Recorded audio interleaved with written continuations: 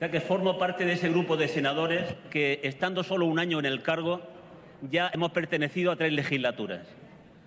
Traigo el tema a colación porque hay una gran diferencia entre la 10ª y la 12ª. Desde el punto de vista mediático, en aquel tiempo yo agradecía cualquier artículo que aparecía en prensa que me diera luz de lo que se pensaba sobre el tema de pensiones. En la 12ª no doy abasto para leer todo lo que se publica. Se ha animado el cotarro, lástima que sea por la cercanía a la posible quiebra financiera del sistema de pensiones públicas. Se ha animado en la prensa y también se ha animado parlamentariamente, y está bien, la Comisión del Pacto de Toledo ya está funcionando. La pregunta que cabe que nos hagamos es si eran necesarias estas prisas, si eran precisas estas urgencias. La respuesta es rotundamente no.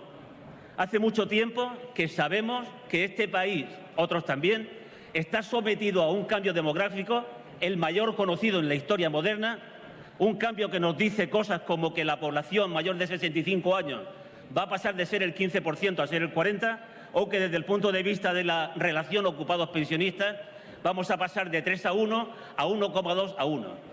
Un cambio demográfico que va a tener repercusión en muchos aspectos de la vida pública, obviamente mucho más en el sistema de pensiones. Tanto se sabe que la política, muchas veces con motivo acusada de improvisación, escribió una de sus páginas, a mi modo de ver, más brillantes hace ya 21 años, en 1995, cuando, iniciativa de Miquel Roca en aquel momento, adoptada por el Gobierno socialista y el resto de los grupos, firmó los acuerdos del Pacto de Toledo. No lo voy a glosar, pero en esos acuerdos fundamentalmente se decía 3 cosas. Con la perspectiva del año 2040 y las dificultades que sabíamos que íbamos a abordar, vayamos juntos, primera. Segunda, unas medidas de disciplina en gastos y en ingresos que permitieran sostener el sistema sin que llegara a quiebra, incluía incluso un fondo de reserva a futuro. Y tercera gran decisión, que las pensiones mantendrían su poder adquisitivo, revalorizándolas con el IPC de cada año. Hablamos 2040. Si el futuro estaba bien atado, ¿por qué estamos con estas angustias en el año 2016? Hay un hecho objetivo, y es que la 10ª legislatura y su apéndice de la 11ª han sido legislaturas horribles para el sistema de pensiones públicas. Causas, una de tipo político. Hace pocos días que los ministros han vuelto a tomar posesión, se les dan las carteras o las carpetas que se les entregan ahora. Digamos que el Gobierno recibe el encargo por parcelas de velar por determinados intereses del Estado. Bueno, desde ese punto de vista puedo afirmar que el sistema de pensiones públicas ha sido huérfano de padre y de madre. No solo ha sido huérfano, sino que le ha tocado, como el título de la película, dormir con su enemigo. El propio Ministerio se ha convertido en el mayor boicoteador de la estabilidad financiera del sistema de pensiones. Y lo ha hecho de varias formas. Primero, por resumir mucho, porque se ha hablado ya del tema infinidad de veces, el mensaje que se traslada al empresariado de que despedir es bueno para aumentar el beneficio de la empresa tiene unas repercusiones de efecto bomba de racimo. Lógicamente también las tiene de manera intensa sobre los ingresos del sistema de pensiones. Claro que una afirmación así no la podríamos hacer por meter el dedo en el ojo a nadie. No tenemos ningún interés en este tema, querríamos ir junto con el Partido Popular en encontrar una buena solución, ni tampoco las podemos hacer a humo de paja.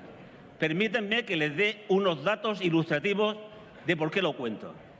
Mire, entre los años 2009 y 2011, y la comparación con 2011 y 2013, digamos ya más lejos del epicentro de la crisis, se duplica la caída de cotizantes del sistema de seguridad social. En aquellos años, con Zapatero presidente, la caída es de 458.000 por año, mientras que en el periodo 2011-2013 pasamos a 889.000. Insisto, se duplica el ritmo de caída. Pero no es solo el número y la cifra, sino que también se produce una aceleración de la caída en lo que es la calidad de los contratos.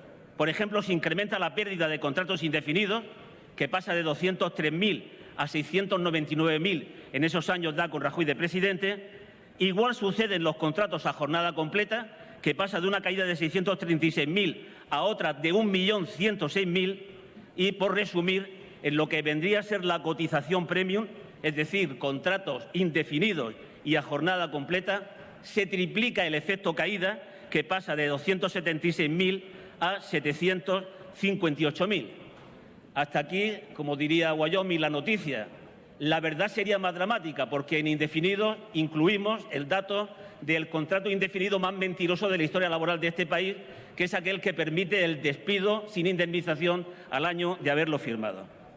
Hay una segunda forma de perjuicio al sistema de pensiones, y es que, en contra de generar nuevos ingresos, lo que se hace desde el Ministerio es utilizar la Caja de la Seguridad Social, los recursos de las cotizaciones, para pagar políticas activas de empleo. Más tarde hablaremos de en qué cantidades. Las consecuencias de esta situación efectivamente se trasladan al equilibrio financiero. Habrá que decir, porque cuando el Partido Popular habla de lo que se ha incrementado la nómina de las pensiones, parece que se está colocando una medalla. No sé si es motivo de medalla, esa es la realidad de la gente que llega a cobrar la pensión procedente de sus cotizaciones de otro tiempo. En todo caso, la sorpresa de estos años no ha estado en el gasto. El gasto incluso se ha incrementado en menor medida. En la anterior legislatura, la que acaba en 2011, el incremento del coste de las pensiones fue de 5.000 euros por año, mientras que en los años de Rajoy se ha afrontado una subida, no es pequeña, pero es menor, de 3.500 euros por año. Lo que sí se ha producido una acelerada caída de ingresos, que si en 2011 estaban en 600, la caída en 620 millones por año, pasa entre 2002 y 2013 a la friolera de 3.550 millones. Lógicamente llegan los déficits, todos conocemos la cifra, no la voy a repetir, y ante el déficit está el tercer ataque al sistema de pensiones. Si las cosas iban tan mal que vamos de 4.000 a 8.000, a 13.000, a 16.000, parece que este año a 18.000 millones, qué menos que llamar a los socios que firmaron el pacto y decir: señores, tenemos un problema, encontremos soluciones. Si no se hace, da para pensar que el partido que tiene esa práctica no está tan preocupado por la evolución del sistema de pensiones. Como única respuesta, se va a presupuestar en falso, lo que costó una amonestación de la AIREF en el pasado presupuesto. ¿Qué recursos se utiliza además? Echar mano del fondo de reserva. Todos conocemos lo que ha sucedido. Daré algunos datos, que es que el fondo de reserva crece ininterrumpidamente desde su creación hasta 2011, los 66.815 millones que todos sabemos. Quiero decir que en los años de Zapatero se incrementa más, 50.000 millones, y en los 4 años de Zapatero y crisis, 20.000 millones añadidos, y que Rajoy en 5 años ha dispuesto de 50.001 millones, que a final de año todos los pronósticos dicen serán 65.000, prácticamente la totalidad de lo que había. Y aquí quiero salir al paso de una afirmación que hizo la ministra el otro día y que la escucho con frecuencia, es: ¿para eso está el fondo de reserva? Perdón, señores, no. Esa ley, que está firmada por José María Aznar, aunque la apoyamos el resto de partidos, llevaba un artículo que sigue vigente, que impide que cada año se pueda disponer de más del 3% de los ingresos del sistema. Es decir, que se tendría que haber cogido como máximo cantidades entre los 3 y los 4.000 millones de euros, y hemos llegado a coger cantidades próximos a 16.000 millones. Luego, no estaba para esto el fondo de reserva, estaba para cubrir otro tipo de contingencias de otro nivel. Lógicamente, he dicho antes que ha hecho uso prácticamente del 100%. Hombre, quedan 24.600 millones, pero es por la generación de los rendimientos. Si a eso les quitamos los 8.000 millones que están previstos para diciembre, nos van a quedar 16 o 17.000 millones, más o menos el déficit, si no tomamos medidas, que se generaría en 2017. No hace falta que venga ninguna persona ilustrada, ningún economista, para sacar la cuenta de que con 2017 se acaba el fondo de reserva y el sistema entra en quiebra. Termino, señor presidente. Lo que ha sucedido ya tiene un perdedor y un ganador claro. El perdedor es el prestigio del sistema público de pensiones y el sufrimiento de la gente que ahora mismo teme por su futuro y la pensión.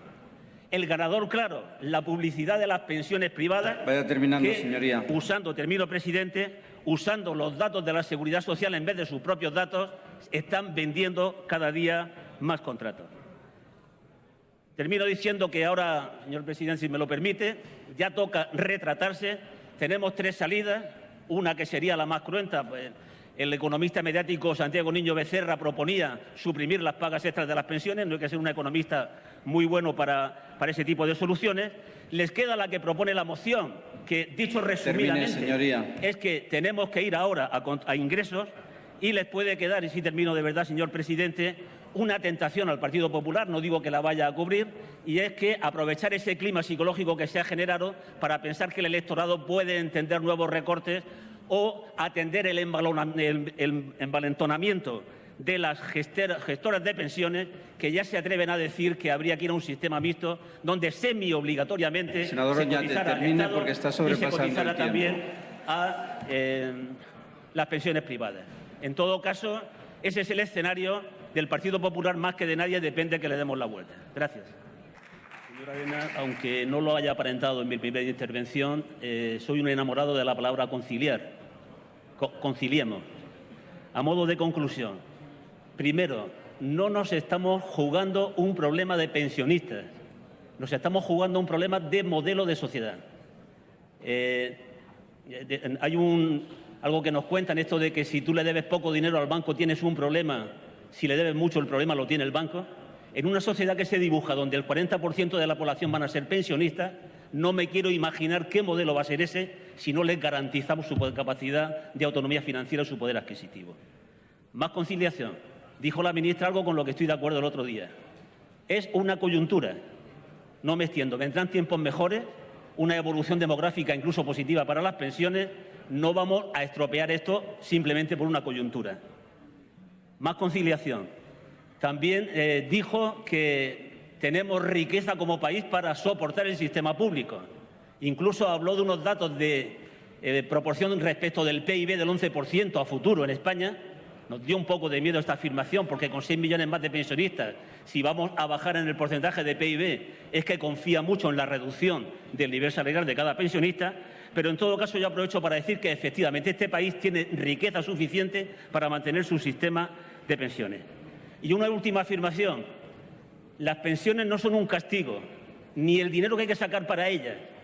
No son contrarias a otros beneficios de la sociedad. Al revés, se dan la mano. Y me voy a explicar.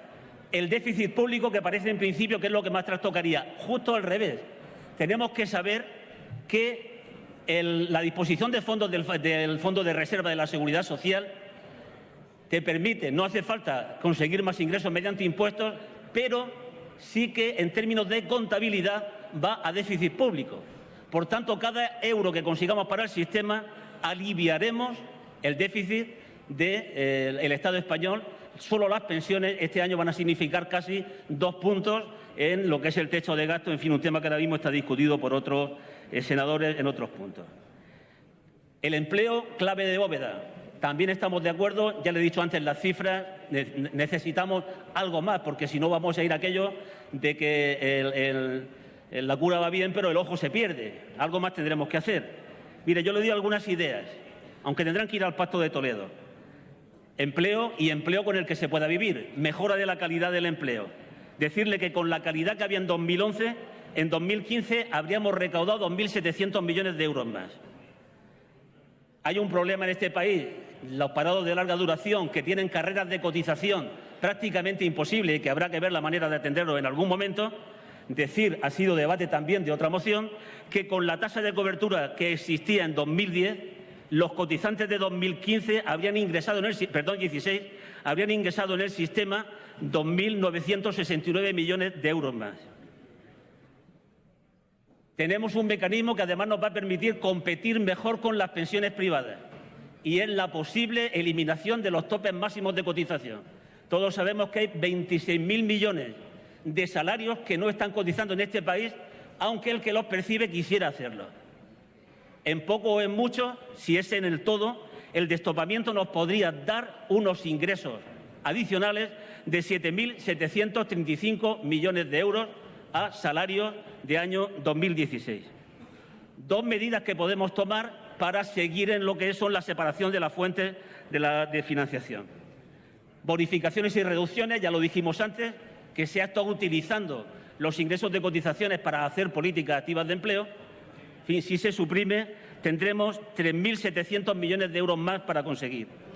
Y hay una propuesta de los sindicatos que parece razonable en poco o en mucho, y es que todos los ministerios cargan sus gastos al presupuesto público y a los impuestos, pero el presupuesto de seguridad social y el administrativo se carga a cotizaciones. Bueno, ahí tenemos un margen de 4.000 millones de euros de ahorro. O sea, tenemos un nicho de 21.000 millones de euros de dónde coger sin el empleo y sin una propuesta que es poder utilizar los impuestos para cubrir un déficit, si es coyuntural, mejor. Alemania, que es un país muy envidiado por ustedes, no hace tantos años que tuvo que implantar un sistema de tributación para buscar el equilibrio en sus pensiones. Cuando volvieron al equilibrio, directamente lo quitó. También nos queda Europa, pero eso será otro tema. En todo caso, doy estos datos no porque sean propuestas firmes, hay que estudiarlos en contexto, todos tienen efectos colaterales que hay que analizar. Lo que sí quiero decir con ello es que el problema de darle estabilidad a las pensiones públicas no es un problema de falta de recursos, sino de voluntad política. Y si la quinta legislatura le dio a este país un acuerdo que yo creo que va a ser histórico, termino ahora mismo, como es el Pacto de Toledo, los senadores, los diputados de la legislatura número 12, tenemos la ocasión de reeditarlo y pasar también a la historia de las pensiones como una legislatura positiva. Esa es la idea del Partido Socialista y esa es la idea que nos gustaría que tuvieran todos los grupos de la Cámara.